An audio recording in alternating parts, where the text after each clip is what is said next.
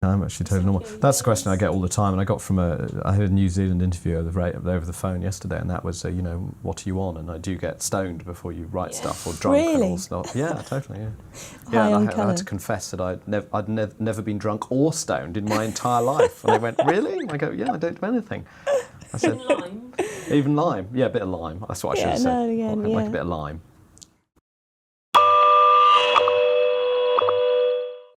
We clattered over some points, banked to the right, and then rumbled across a wooden trestle bridge to steam up a broad, treeless valley.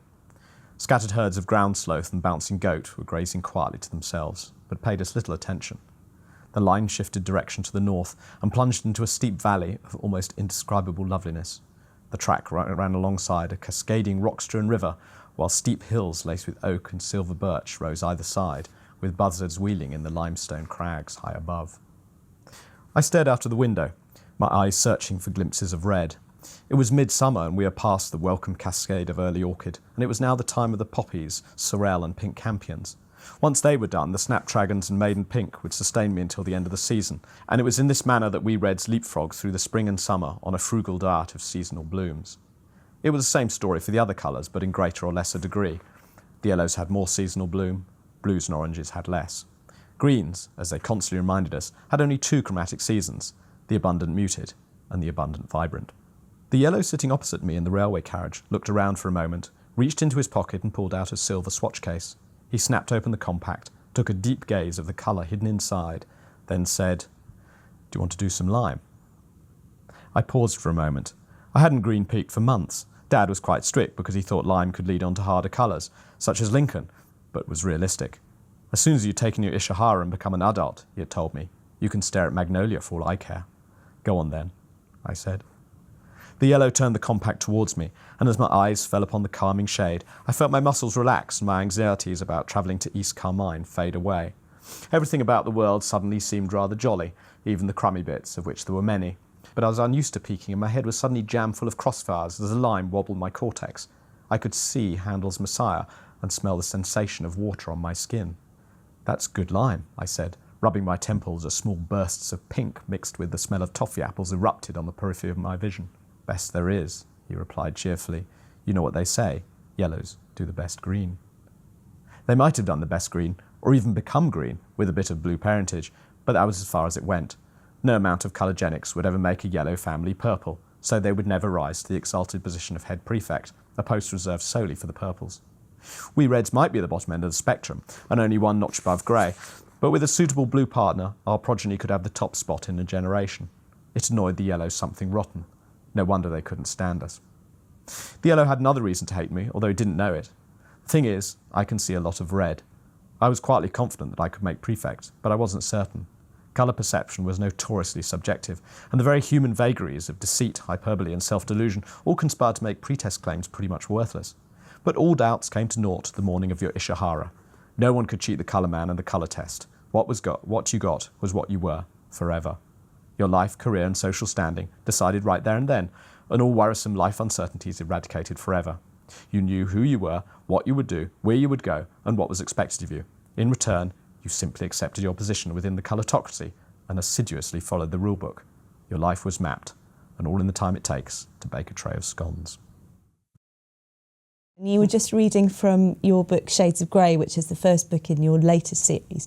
And obviously we're back again in a sort of weird alternate universe, but a very different one this time. Can you explain a bit about the universe and where we are? Yeah, I kind of regard it as sort of the world, perhaps 2 or 3 world orders into the future. So I'm sort of looking at a bit of a sort of, post-apocalyptic sort of dystopia type world. Yeah, there are hints that it's... There are hints that our world further on. Yes, there are sort of remains of the world that we know. Essentially, it's a world order that is based on visual colour. And the thing I like about colour, in particular, is that it's not there. Which is sort of totally ridiculous idea, but colour in real life has no colour. It's just something that is in our head, and in our head alone. Red doesn't exist in the real world. So I thought, well, why not take this and make everything in the world about colour. So the social hierarchy is based on the colours that you can see. Colour has been commodified, and you can buy a synthetic green if you can't see real green, which might impress people at dinner, for instance. And you can have your health is based on looking at colours. If you have tuberculosis, and you'd look at a particular shade of orange, and you would be miraculously cured.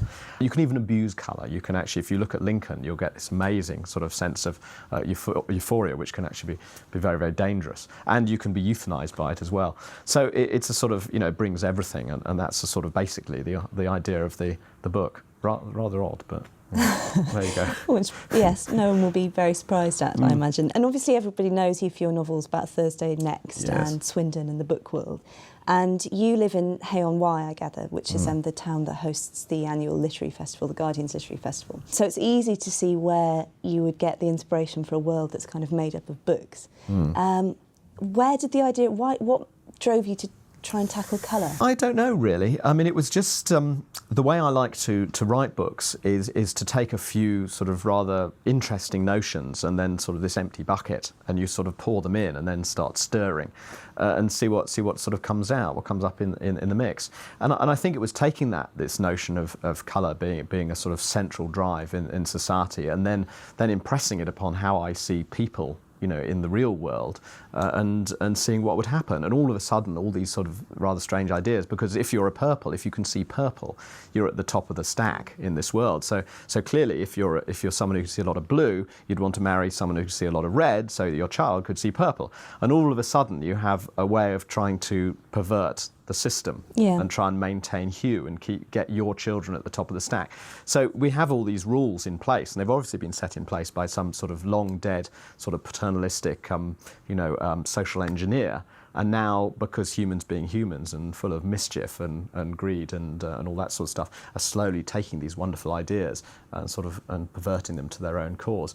So it's really just taking a whole new set of rules and throwing it at the human race and the sort of the human way of doing things, and seeing what comes up in the mix. It all comes out looking rather familiar, which is it's a bit strange. Well, it's interesting you talking about social engineering, because one of the things that I thought when I was reading it was that, although obviously, as you'd expect with a book of yours, it's all laced with humour and there are a lot of jokes, as we heard in the reading, more than anything, the two books that it put me in mind of were Aldous Huxley's Brave New World and George Orwell's 1984. Yes. And I wondered whether those were deliberate echoes that you'd drawn on this idea of, sort of social engineering, coupled with a very, very rigid and repressive almost regime.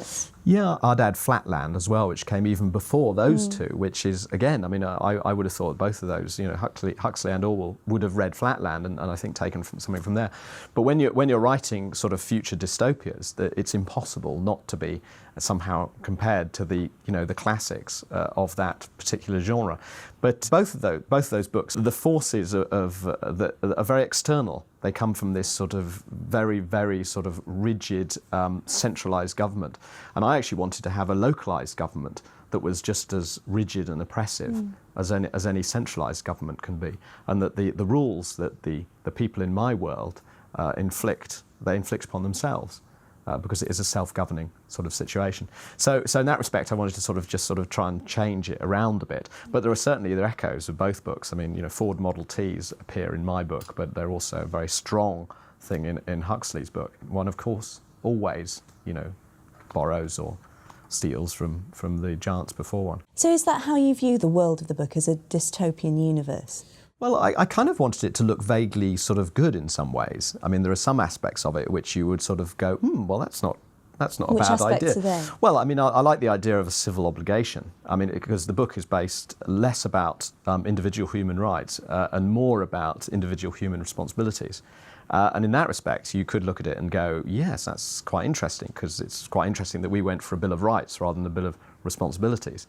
And I always thought that you should have responsibilities for others more than demanding rights for yourself. I mean, seems to me a sort of reasonable thing, but we went a sort of different way. So there's a civic responsibility that you have, not unto yourself, but to the society as a whole, that you have to discharge in a responsible way. And those sort of parts of it, I think, well, that's actually quite a good idea, and everyone has to spend an hour of every single day on a civil obligation, which could be anything from looking after senior citizens to cleaning up litter or, doing whatever. Which you think, well, that wouldn't be such a bad idea. But then, of course, what other things start to come in, and what starts looking at as what might have been a sort of utopia, or designed as a utopia, suddenly looks like a dystopia after all.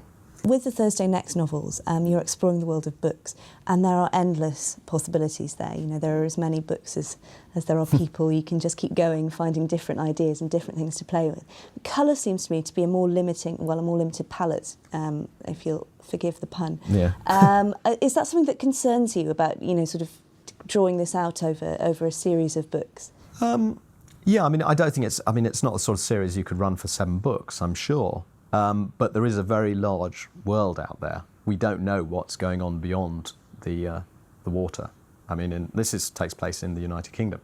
We don't know what is across the water, but there is still technology around. There's what we call the fallen man, who, although no one knows it, he's clearly a pilot in an ejector seat, and he landed there 13 years ago. So something's going on, and the high-level creatures they think are swans actually seem to be more like drones. So it's all a bit unusual, and there is a sort of rather weird world. And I think the colour part of it is obviously very important, and the delivery and colour, and we can all make that work. But I think hopefully that the drama will be in characters trying to survive this bizarre world and make this whole adventure a very sort of character sort of driven thriller. Just one question that I have to ask for fans of Thursday Next out there. I gather we are going to see her reappearing in the future. Yes, we are. That's a book I'm working on at the moment, which is called One of Our Thursdays is Missing, which for anyone who's gone on a bender on Wednesday night will know exactly what I mean. Yes, another pun, of course. So Thursday is missing, and the written Thursday has to sort of try and find her. It's quite fun to be back with Thursday and just creating a whole new world for her to explore in the dark reading matter.